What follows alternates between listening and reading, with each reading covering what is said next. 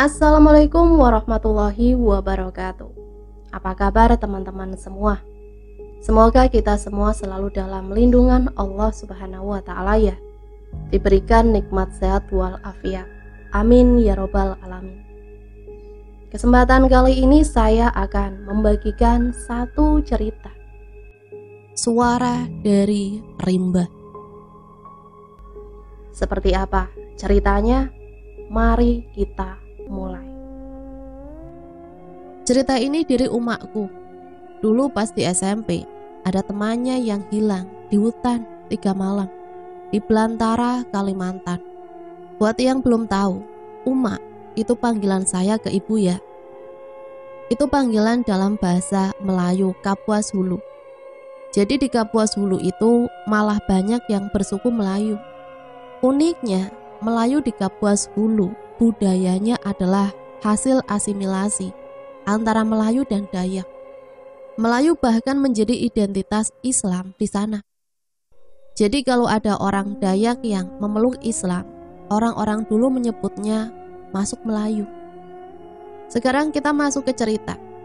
Pada tahun 1985, usia umak waktu itu sekitar 16 tahun.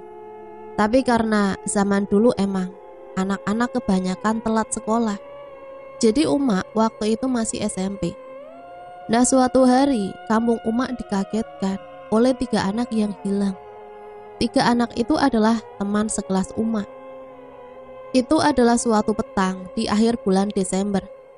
Sudah musim penghujan. Air sungai deras, tapi yang lebih penting dari itu sudah memasuki musim durian. Ada tradisi unik di sana. Ngelayah alias menunggu durian yang jatuh. Timur, Sulaiman, dan Zubaidah sudah menunggu waktu itu. Ayah Zubaidah pernah berjanji akan mengajak mereka bertiga ngelayah bila sudah tiba musim durian. Tapi sedihnya, 3 bulan sebelumnya, ayah Zubaidah meninggal karena tertimpa kayu yang ia tebang. Di sana, biasanya pohon-pohon durian ada di tengah hutan. Ada tempat-tempat yang bebas. Artinya semuanya boleh ngelayah. Ada juga yang sudah diklaim atau hanya boleh diambil oleh pemiliknya. Ayah Zubaidah memiliki 1 kebun durian di tengah hutan. Sayangnya, tak ada yang ngelayah tahun itu. Ayahnya sudah tiada, sedangkan Zubaidah yang biasa dipanggil Subai itu hanya tinggal bersama ibunya. Maka ketika musim durian tiba, Subai memohon pada ibunya agar boleh pergi ngelayah bersama Timur dan Sulaiman, atau yang biasa dipanggil Eman. Ibunya tentu keberatan mengingat Zubaidah adalah putri satu-satunya. Eman pernah ikut ayahnya, Pak Wabakar, ngelayah durian. Timur sudah sering keluar masuk hutan. Usia Timur juga sudah cukup tua, 19 tahun. Itu jadi senjata Subai meminta izin pada ibunya. Eman, Timur, jaga Subai. Awas kalau sampai Subai kenapa-napa, kata ibu Zubaidah kepada Eman dan Timur sore itu sebelum mereka berangkat. Sudah dibekalkan makanan dan berbagai keperluan, juga obat nyamuk untuk menghalau nyamuk di hutan. Rencananya mereka hanya akan ngelayah semalam. Besok pagi mereka akan pulang membawa durian. Lalu besok sore mereka akan berangkat lagi. Kebun itu memang tidak terlalu jauh, setengah jam naik perahu, dilanjutkan dengan jalan kaki selama setengah jam. Untuk anak kampung seperti mereka, itu hal yang biasa. Di usia itu saja umak sudah sering keluar masuk hutan untuk mencari rotan. Hanya saja ibunya Zubaidah khawatir karena anaknya harus menginap di tengah hutan rimba. Menjelang pukul 5, mereka bertiga sudah dalam perjalanan menuju Pongkal, gubuk kecil di tengah kebun untuk menunggu durian jatuh. Perahu mereka tambatkan di tepi sungai. Langit memerah. Setelah siang tadi turun hujan lebat. Mereka berjalan dengan posisi Timur di depan, memegang parang. Jalanan itu sering dilalui manusia karena banyak kebun di sana. Walau begitu, sesekali Timur harus menebas semak belukar yang menghalangi jalan. Di keheningan senja, Subai dapat mendengar suara hutan. Ada suara burung-burung juga kelelawar yang keluar sarang. Tapi ia mendengar suara lain.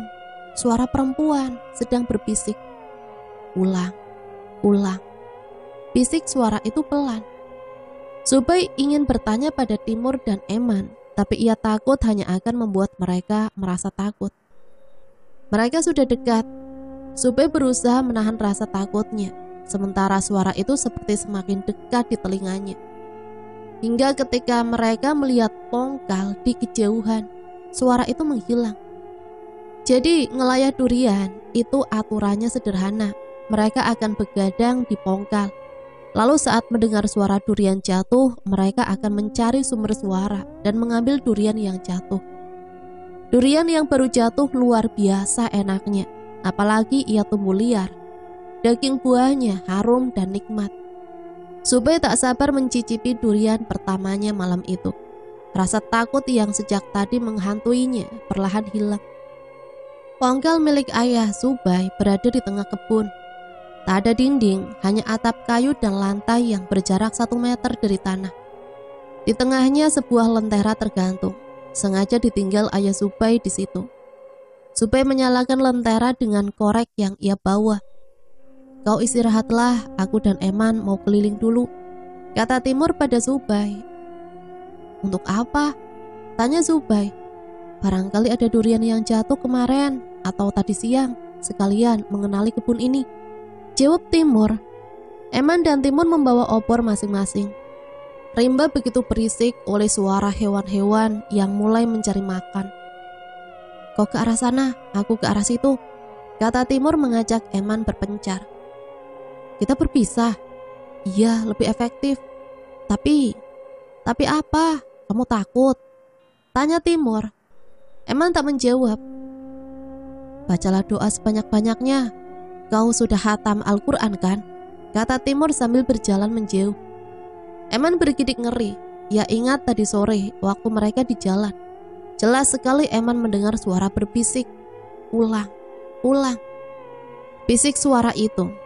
Eman tak berani bercerita. Ia takut Zubair memandangnya sebagai laki-laki yang pengecut. Timur juga masih ingat suara itu. Suara yang menyuruhnya pulang. Suara yang entah dari mana datangnya. Ia ingin bercerita pada Eman dan Zubair, tapi ia kasihan kalau mereka jadi ketakutan.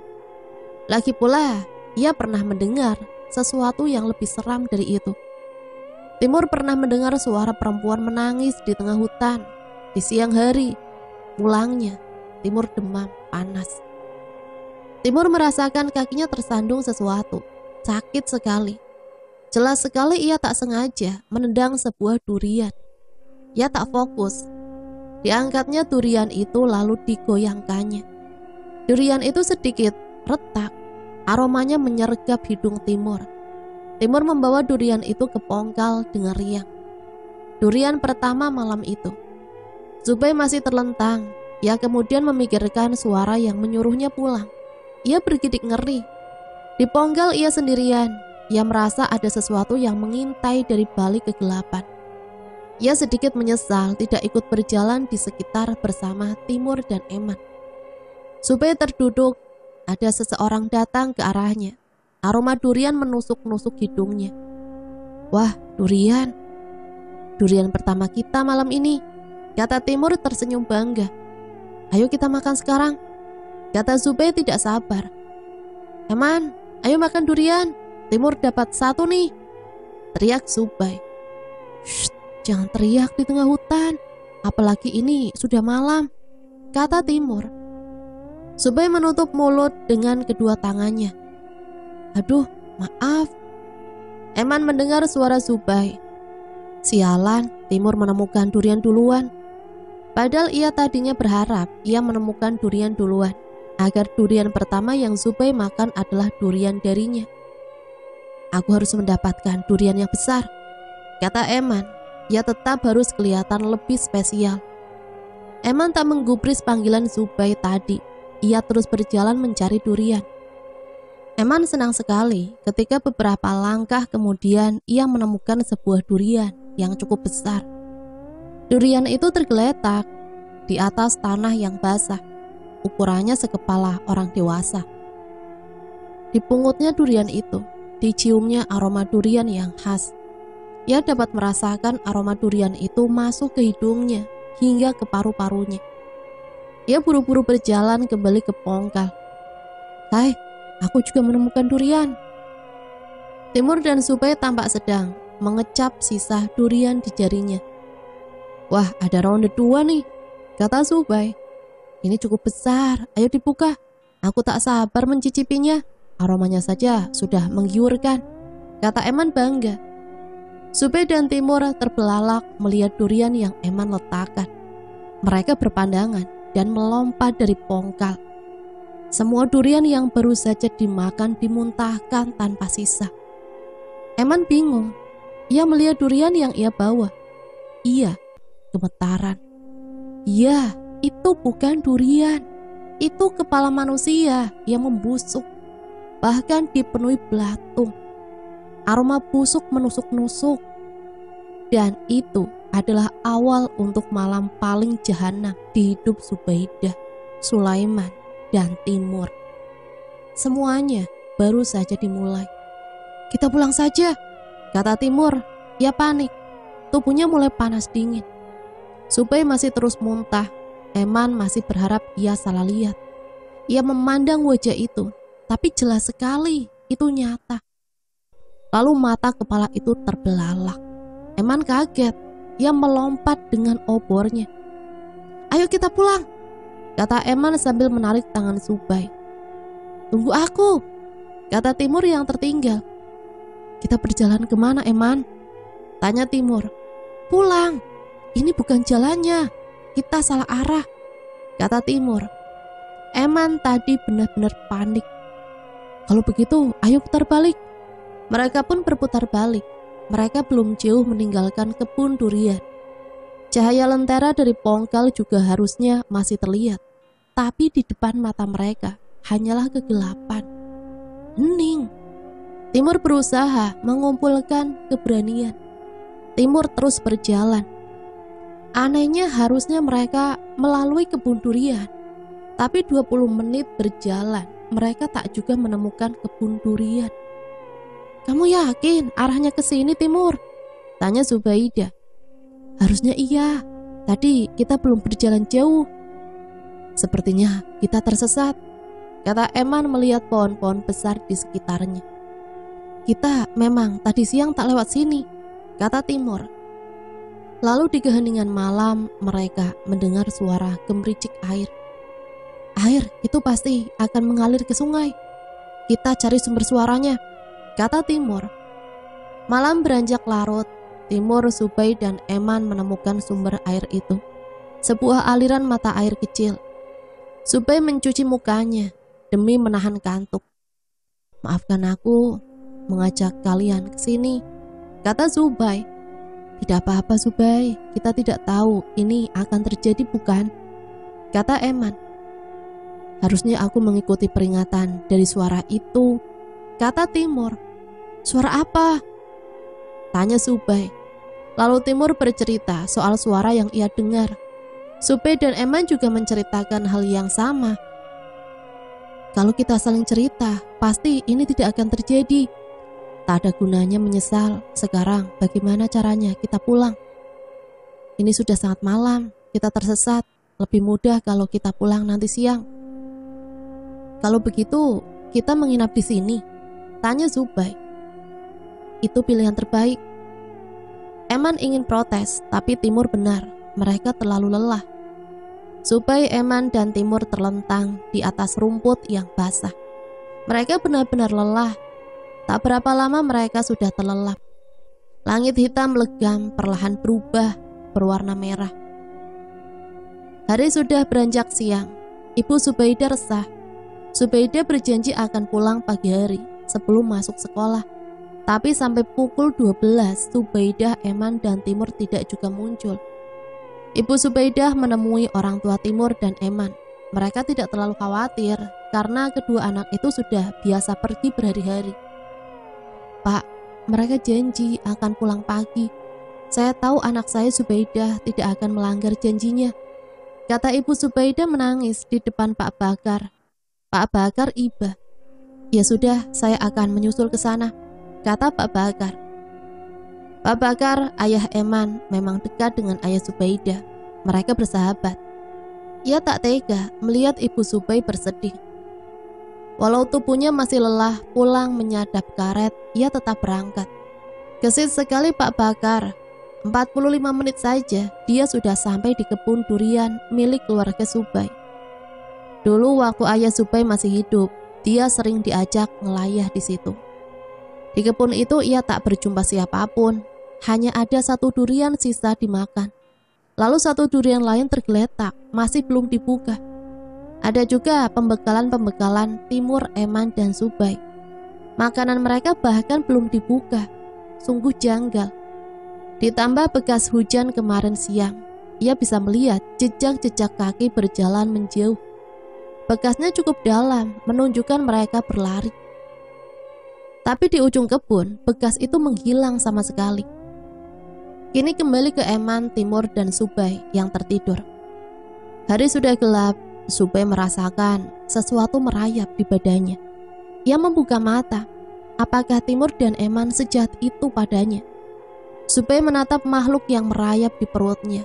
Seekor ular sawah, alias piton. Timur! Zubai menjerit memanggil nama Timur. Timur dan Eman terkejut dan terbangun. Mereka berdua pun turut kaget melihat ular di perut Zubai. "Tolong!" kata Zubai lirih. Timur dan Eman yang baru bangun masih linglung. Apa yang harus mereka lakukan? Eman mengambil sebatang kayu yang berada tak jauh darinya. Dengan kayu itu ia bermaksud mengangkat ular itu dari tubuh Zubai. Tapi ular itu bergerak duluan. Ia merayap menuruni badan Zubai lalu hilang di semak-semak. Timur menarik tangan Zubai, membantunya berdiri. Opor mereka sudah mati. Langit masih gelap, namun mereka dapat merasakan hutan ini lebih terang. Suasana terasa hening. Ada yang aneh. Aneh bagaimana? Kita sudah tidur cukup lama, kenapa langit masih gelap? Subuh mungkin. Kalau subuh, fajar harusnya sudah terbit. Langit memutih di timur. Lihat ini, semua gelap, kata Timur. Mungkin perasaan kita saja, ini memang masih malam, kata Zubai. Sepertinya kita ikuti aliran air ini, sama seperti rencana sebelumnya. Kan kau bilang lebih baik cari jalan siang saja. Kita tak boleh lama-lama di sini, ini aneh, beneran aneh. Mereka bergegas, suasana benar-benar hening. Tak ada suara satu jangkrik pun, benar-benar aneh. Mereka berjalan terus mengikuti arus air. Semakin mereka jauh berjalan, hutan semakin lebat. Ada yang tak beres, tapi mereka tak tahu harus apa. Mereka hanya bisa segera keluar dari hutan rimba itu. Dari balik rimbun pohon terdengar suara gemerisik. Lalu mereka mendengar suara bisikan yang pernah mereka dengar. Ulang, ulang, ulang. Kata suara itu, Zubai, Eman, dan Timur berpandangan. Iya, kita mau pulang, tapi lewat mana? Tanya Zubai bingung. Lalu suara itu perlahan-lahan menghilang. Kita terus jalan, aliran air ini satu-satunya kesempatan, kata Timur. Zubai mengikuti dari belakang. Eman mulai bersungut-sungut melihat Zubai lebih dekat dengan Timur. Sepanjang perjalanan, bukannya apa, Timur lebih tua. Zubai merasa lebih aman. Sudah lama sekali mereka berjalan, tapi mereka tidak juga menemukan sungai. Rasanya mereka malah masuk ke hutan lebih dalam. Eman berhenti berjalan. Kita tambah tersesat. Ini semua gara-gara Timur, kata Eman. Terus apa rencanamu? Kita sudah terlalu jauh. Kalau kamu tidak sok tahu, kita tidak tersesat sejauh ini, kata Eman. Heh, ini semua gara-gara kamu. Kamu yang bawa kepala sialan itu, yang bikin kita panik terus kabur sampai ke sini, balas Timur perang. Sudah, bukan waktunya bertengkar. Kita harus kompak untuk menemukan jalan pulang, kata Zubaidah menengahi. Kepalanya pusing mendengar pertengkaran teman-temannya itu. Lalu dari kejauhan terdengar suara orang menumbuk padi. Dengar, ada orang di sekitar sini, kata Zubai. Ayo ikuti arah datangnya suara itu. Biasanya orang-orang memang punya alu dan lesung di ladang. Kemungkinan mereka dekat dengan ladang orang. Mereka mengikuti arah suara itu. Mereka bisa mendengar suara itu semakin dekat. Ketika mereka keluar rimbunan pohon, tampak sebuah kampung kecil ada di sana. Tak ada suara lain terdengar selain suara alu yang beradu dengan lesung. Pak Bakar kembali ke kampung sore pukul 3. Langsung ditemuinya Pak Kepala Dusun. Pak, Eman, Sube, dan Timur hilang. Hilang? Hilang bagaimana? Tanya Pak Kepala Dusun. Raib, Pak, entah tersesat atau ada sesuatu yang lain. Sore itu orang-orang berkumpul di rumah Kepala Dusun. Mereka mendengar cerita dari Pak Bakar. Ibunya Sube menangis kencang sekali. Ia menyesal memberi izin mereka berangkat. Malam harinya 10 orang dari kampung berangkat mencari. Ibunya Sube mendatangi Al-Karom memohon bantuan. Al-Karom sudah tua, sudah tak sanggup kalau ikut menyisir hutan untuk menemukan 3 anak yang hilang itu. Mereka sedang tersesat, tidak jauh tapi tidak dekat. Kata Al-Karom pada Ibu Subai. Al-Karom dapat merasakan ada energi besar yang menutup penglihatannya. Subai, Timur, dan Eman berjalan ke kampung yang sepi itu. Suara orang menumbuk padi itu hilang. Pintu-pintu mendadak terbuka. Dari tiap rumah keluar orang-orang berbaju hitam. Subai, Timur, dan Eman berdiri waspada. Seorang bapak tua mendekat. Selamat datang di kampung kami. Tak banyak orang yang datang ke sini. Bagaimana kalian bisa sampai kemari? Tanya bapak itu. Kak, kami tersesat. Kata Subai terbata-bata. Orang-orang lain yang berdiri di belakang bapak tua itu menatap Subai dan teman-teman dengan pandangan aneh. Pandangan mereka kosong, wajah mereka pucat, mulut mereka merah seperti orang mengunyah sirih pinang. Eman komat kamit membaca doa. Ia merasa kampung ini sangat aneh. Begitu juga Timur dan Subai, mereka tegang. Kalian ikut saya, kata bapak itu. Subai, Eman, dan Timur berpandangan. Maaf Pak, kami hanya menumpang lewat, tidak bisa singgah, kata Timur. Kalian tidak akan kemana-mana, kata bapak itu. Eman menarik tangan Subai. Lari, kita harus lari dari sini, seru Eman. Timur juga langsung ikut berlari. Mereka berlari menuju hutan. Tapi saat kali mereka melangkah ke hutan, saat itu juga mereka masuk ke kampung lagi dari arah sebaliknya. Kalau teman-teman bingung, intinya kalau mereka mau keluar kampung dari arah barat, mereka otomatis masuk ke kampung dari arah timur. Mereka terus berusaha lari ke berbagai arah, namun mereka tetap berada di kampung itu. Bapak tua dan penduduk lainnya hanya melihat Subai dan kawan-kawan terus berlari sampai mereka lelah. Biarkan kami pergi, seru Timur. Kalian bisa pergi, tapi satu akan tinggal, kata bapak itu. Kenapa? Apa salah kami? Tidak ada yang salah, ini untuk alam, kata bapak itu.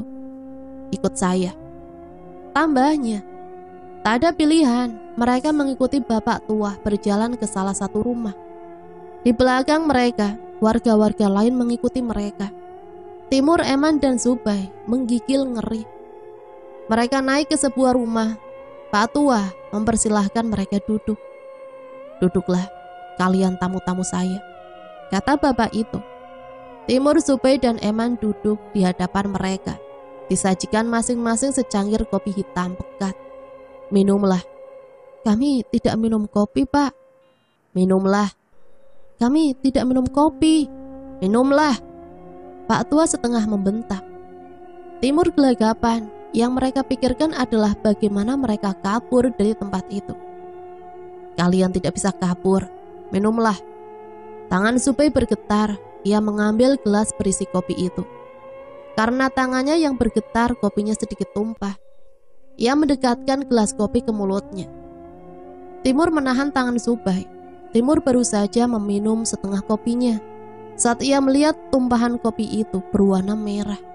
Sementara itu Eman sudah menghabiskan kopi dari gelasnya. Kenapa berhenti? Tanya bapak tua.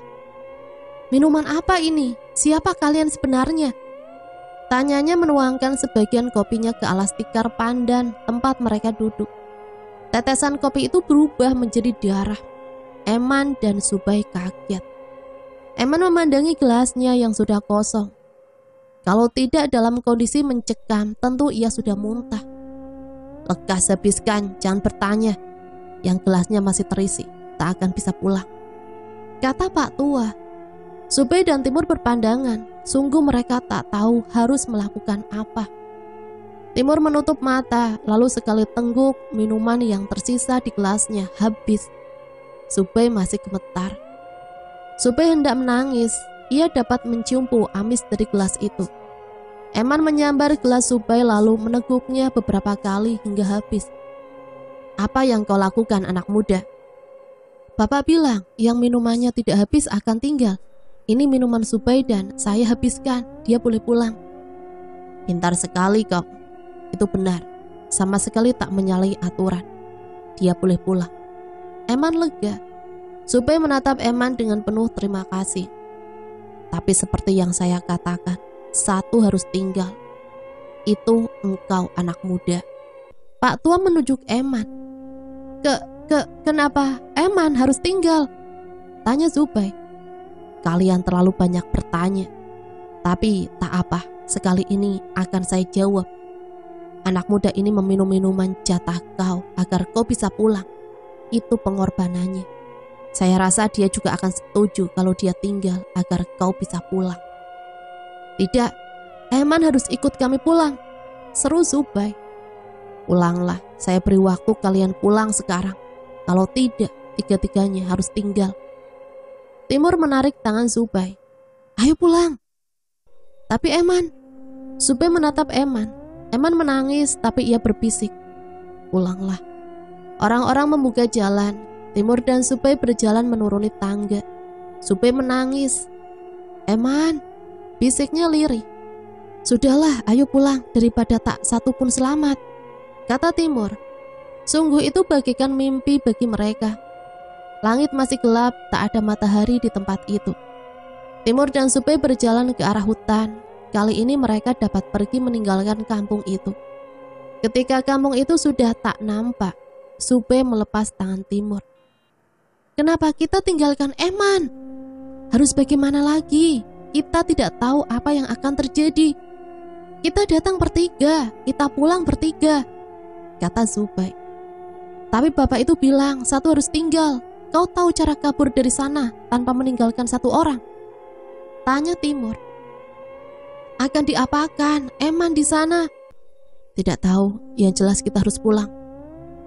Dia akan menjadi tumbal, kata sebuah suara yang mereka kenal. Suara yang sama yang menyuruh mereka pulang. Ular sawak yang melingkar di perut Zubai waktu itu tampak melingkar di atas dahan sebuah pohon. Kaukah yang berbicara? Tanya Timur ke ular itu.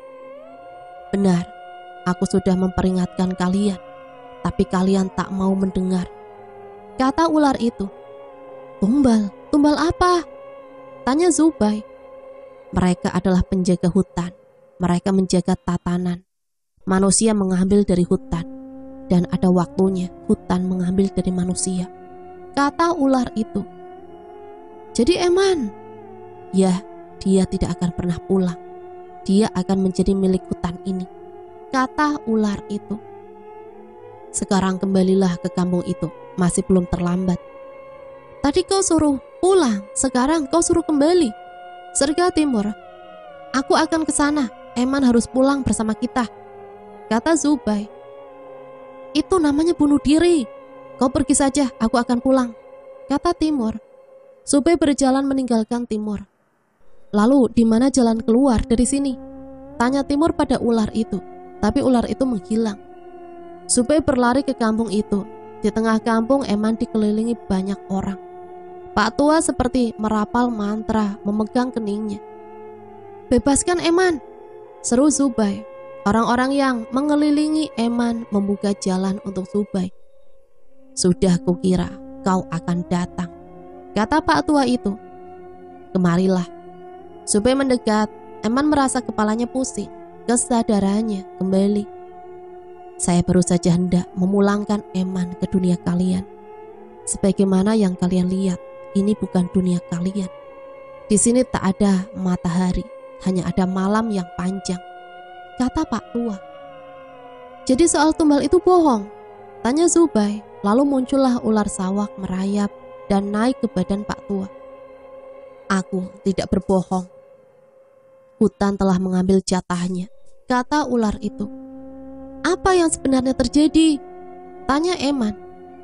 Hutan rimba ini tak sembarang mengambil jatahnya. Itulah tugas kami, menemukan orang yang layak diambil, kata Pak Tua. Ketika kalian datang sudah kami peringatkan kalian bertiga untuk pulang. Kalau kalian menurut, tentu kalian tidak akan ke sini. Tapi kalian lalai. Jadilah kalian 3 orang calon tumbal. Saat kalian mengikuti suara aliran sungai, sudah kami peringatkan agar pulang. Tapi kalian tetap membangkang, maka kalian bertiga tetap menjadi calon tumbal. Ketika kalian sampai di sini, saya menguji hati nurani kalian. Dan Eman adalah yang pertama tulus.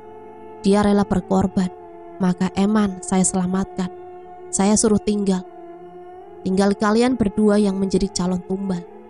Maka saya kirim ular saya ini lagi untuk meminta kalian menyelamatkan Eman. 1 orang memilih kemari, 1 lagi memilih pulang sendiri. Maka kau lulus ujian kedua. Jadi kalimat Zubai menggantung. Benar sekali, teman kalian yang 1 itu telah diambil oleh hutan. Timur, kalian tidak boleh mengambil timur, seru Eman. Sudah terlambat, hutan sudah mengambil jatahnya, kata Pak Tua itu. Sudah 2 malam 1 hari pencarian dilakukan, namun tak ada tanda-tanda keberadaan Zubai dan kawan-kawan. Ibu Zubai sudah seperti orang gila, menangis tanpa henti. Beberapa warga bahkan menyusuri sungai karena khawatir mereka jatuh ke sungai dan tenggelam. Mereka akan pulang, tapi, kata Ai Karom sambil menghembuskan asap tembakau dari mulutnya. Tapi apa, Ai? Tanya Ibu Zubai.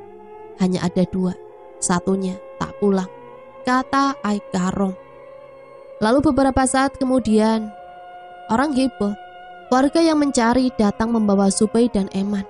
Mereka berdua ditemukan pingsan di atas perahu di tepi sungai. Warga sempat panik karena tubuh mereka dijaga seekor ular. Saat warga datang, ular itu lalu pergi. Mereka berdua dirawat Ai Karom hingga sembuh. Ai Karom bilang alam memang mengambil jatahnya dengan berbagai cara. Ada yang tenggelam di sungai, ada yang tersesat lalu menghilang, ada yang digigit ular di tengah hutan, dan banyak cara lainnya. Terlihat seperti kecelakaan biasa. Kejadian ini bisa terjadi karena mereka bertiga, dan alam harus memilih salah satu saja. 2 bulan kemudian jasad Timur ditemukan di tengah hutan oleh seorang warga yang sedang mencari rotan. Tersandar pada pohon kayu seperti orang yang meninggal karena tersesat di hutan. Eman dan Zubai menyimpan memori mengerikan itu bertahun-tahun tak terlupakan. Maka dengan itu, suara dari rimba selesai sampai di sini. Itulah satu cerita yang bisa saya bagikan. Semoga cerita ini bisa kita jadikan pembelajaran ya. Ambil sisi positifnya dan buang jauh-jauh hal negatifnya. Sampai di sini saya pamit undur diri, mohon maaf apabila banyak salah kata. Sampai berjumpa kembali di cerita selanjutnya. Matur suwun, wassalamualaikum warahmatullahi wabarakatuh.